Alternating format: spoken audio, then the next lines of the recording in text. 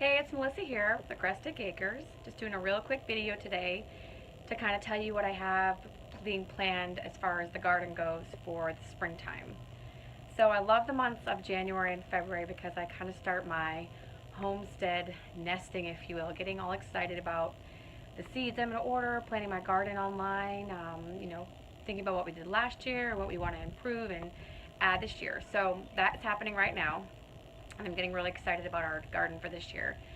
Last year and the years before that, we had about a 500 square foot raised bed boxes for our garden. We were in our HOA neighborhood, and that was the largest that we can have. But now we have a 3-acre property, and we can have as much garden as we want. So we are going to have probably at least 4 times the size of last year is kind of my thought right now. And initially, we were wanting to do raised bed boxes because they're easier, they look nice, they have a lot of advantages, especially because if you see behind me, this is actually our front yard, and that is where our garden will be. We have a 3-acre property, but about 1.5 acres of it is in the front yard. Now, luckily, it's nice and clear and nice and flat, as you can see. It actually goes to the side of the road as well. So it actually goes over the bit on the side yard. On this side over here is actually ours as well. But anyway, so it's going to be in the front yard. So we were thinking raised beds will just look nicer, etc.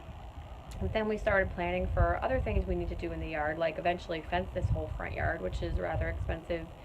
Adding ducks, adding possibly other animals, and setting up homestead is really expensive when you're starting from scratch.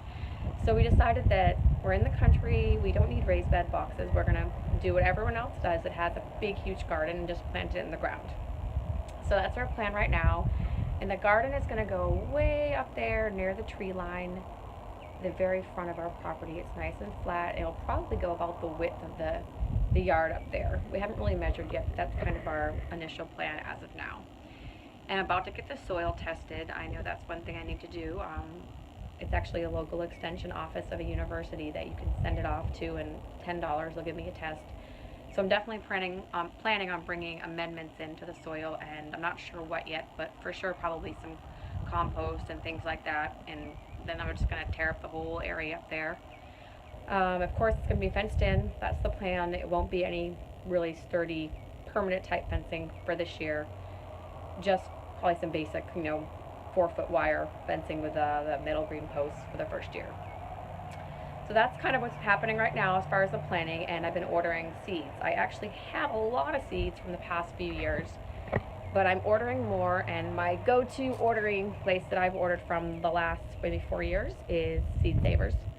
They're organic heirloom seeds. I've just had good luck with them. They have a lot of variety, a lot of unique items, and that's just kind of where I've ordered from in the past. And I wanted to show you guys, they have a discount that I got in my catalog going on, which is through the end of January through the 31st.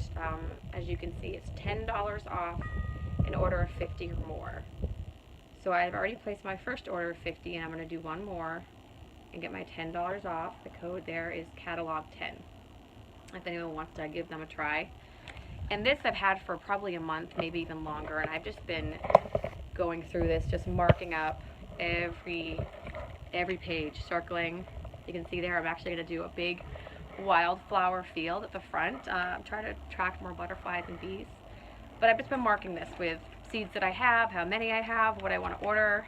I like a lot of variety in the garden, so I try to mix it up and order enough to have a lot of variety, but not too much, because it can get a little out of hand sometimes with all the fun varieties that you want to try.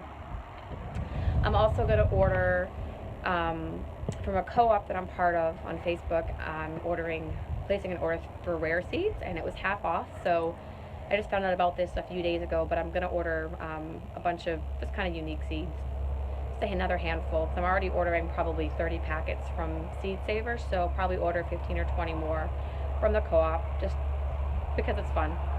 And I want to show you one other thing. This is how I organize my seeds, which is kind of dirty and messy right now.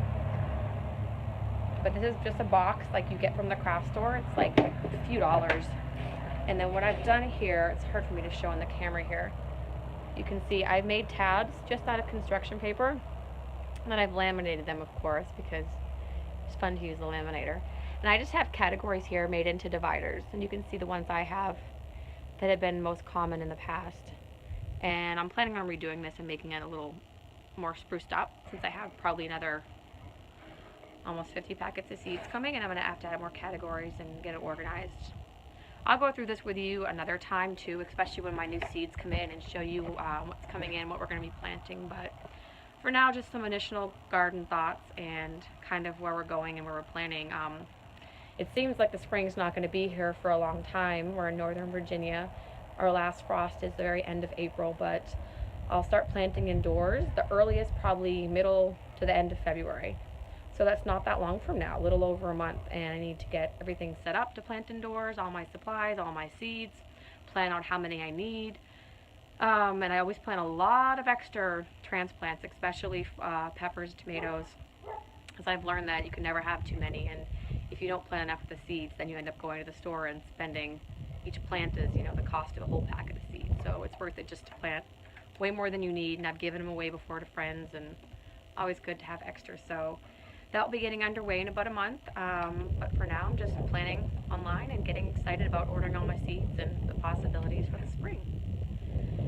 So that's about it for now. I'll be back soon with another video about ducks, which have been a huge thing that I've been reading and thinking about, driving myself crazy trying to figure out. It's pretty cold out here though, and I have to go to the chicken coop. So thanks for watching, and if you like our videos, please subscribe, leave comments, and check back in soon. We'll have some more updates for you. Have a great day.